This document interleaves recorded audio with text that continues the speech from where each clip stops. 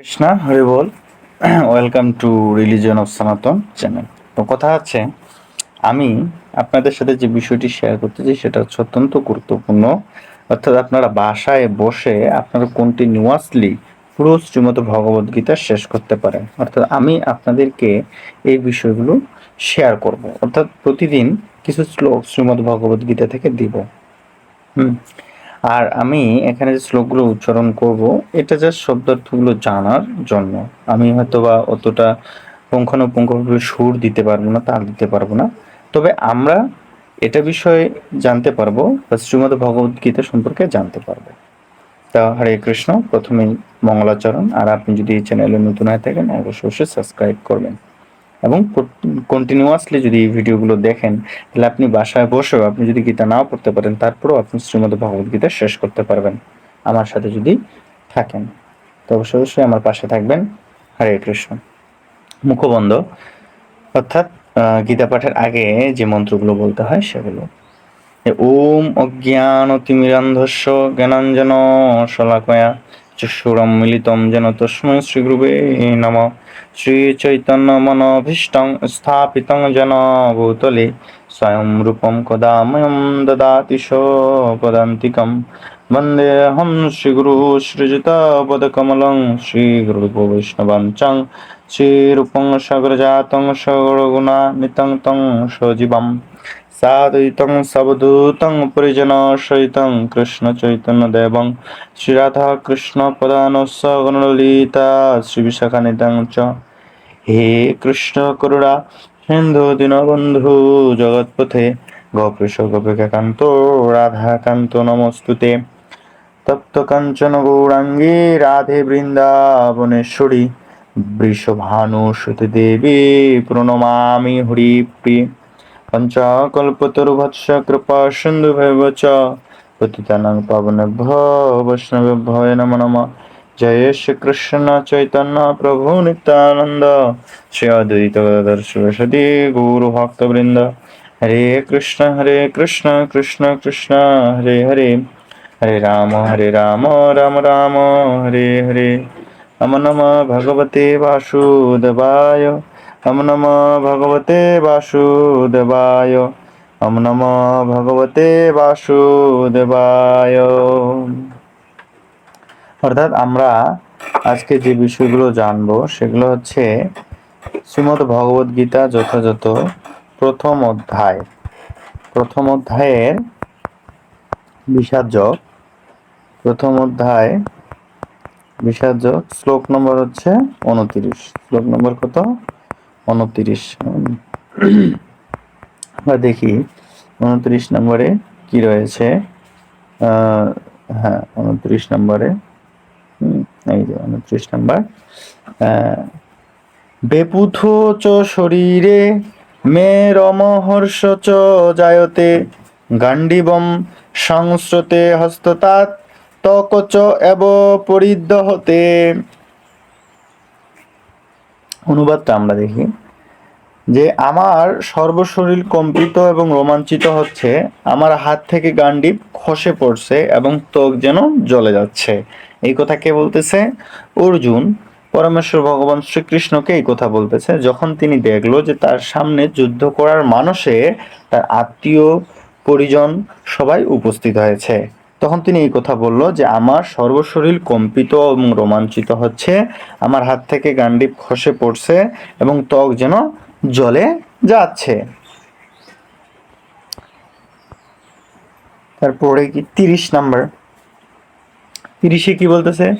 ন চ শক্নোমি অবস্থতুম ভ্রমতি ইব চ মে মনা নিমিত্তানি চ পশ্যামি বিপরীতানি কেশব।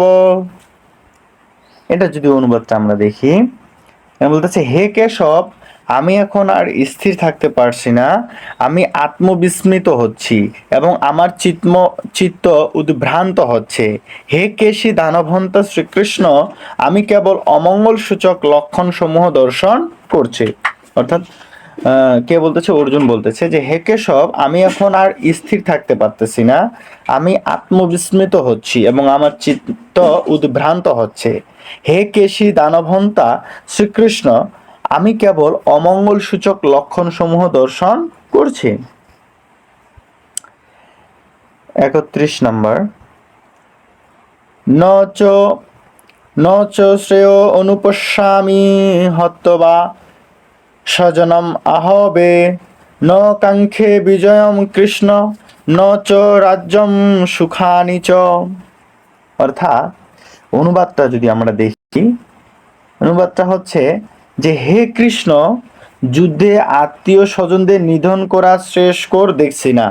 আমি যুদ্ধে জয়লাভ চাই না বা রাজ্য এবং সুখভোগ কামনা করি না। অর্থাৎ যখন অর্জুন দেখলো যে তার সামনে তার আত্মীয় পরিজন সবাই যুদ্ধ করার মানসে উপস্থিত হয়েছে, তখন তিনি বলতেছে যে এই আত্মীয় স্বজনদের নিধন করা শ্রেয়কর, মানে ভালো যে দিক সেটা আমি দেখছি না।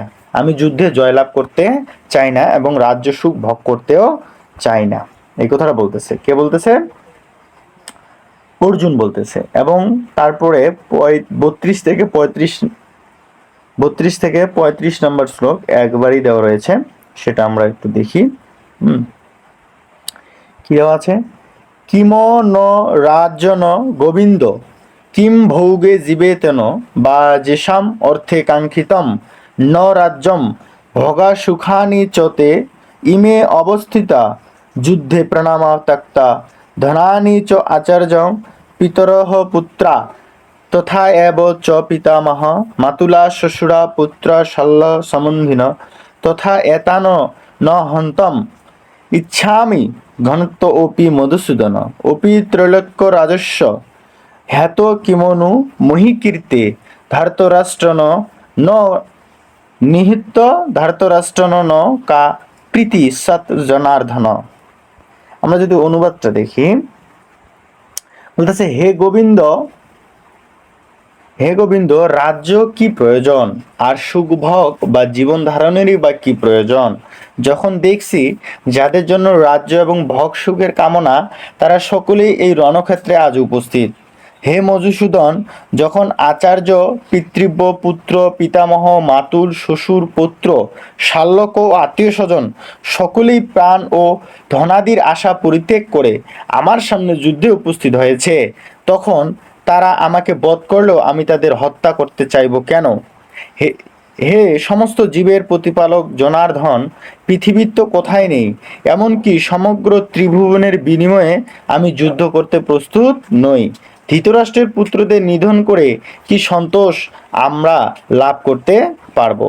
অর্থাৎ তিনি বলতে অর্জুন পরমেশ্বর ভগবান শ্রীকৃষ্ণকে বলতেছে যে হে গোবিন্দ, আমার রাজ্যের কি প্রয়োজন, আমার সুখ ভোগ বা জীবন ধারণেরই কি প্রয়োজন, যখন দেখছি আমার সাথে এই রাজ্য এবং ভোগ সুখ কামনায় তারা সকলে এই রণক্ষেত্রে আজ উপস্থিত। যাদের জন্য, অর্থাৎ অর্জুন যে যুদ্ধ করে রাজ্যটা লাভ করবে, যাদের জন্য রাজ্য লাভ করবে তারাই আজ এই রণক্ষেত্রে উপস্থিত হয়েছে যুদ্ধ করার জন্য। হে মধুসূদন, যখন আচার্য, পিতৃব্য, পুত্র, পিতামহ, মাতুল, শ্বশুর, পুত্র, শাল্যক, আত্মীয় স্বজন সকলেই প্রাণ ও ধনাদির আশা পরিত্যাগ করে আমার সামনে যুদ্ধে উপস্থিত হয়েছে, তখন তারা আমাকে যদি মেরেও ফেলে, তাহলে আমি কেন তাদেরকে হত্যা করতে চাবো? এর সমস্ত জীবের হে সমস্ত জীবের প্রতিপালক জনার্দন, পৃথিবী তো কোথায় নেই। অর্থাৎ অর্জুন বলতেছে এই পৃথিবী তো কোথায় নেই, যদি ত্রিভুবনও বিনিময়ে আমি যুদ্ধ করতে প্রস্তুত নই। ধৃতরাষ্ট্রের পুত্র নিধন করে আমরা কি লাভ করতে পারবো? এই কথা বলতেছে। তারপরের ভিডিওতে অবশ্যই এরপরের শ্লোকগুলো থাকবে, আপনারা অবশ্যই কন্টিনিউ করবেন। হরে কৃষ্ণ।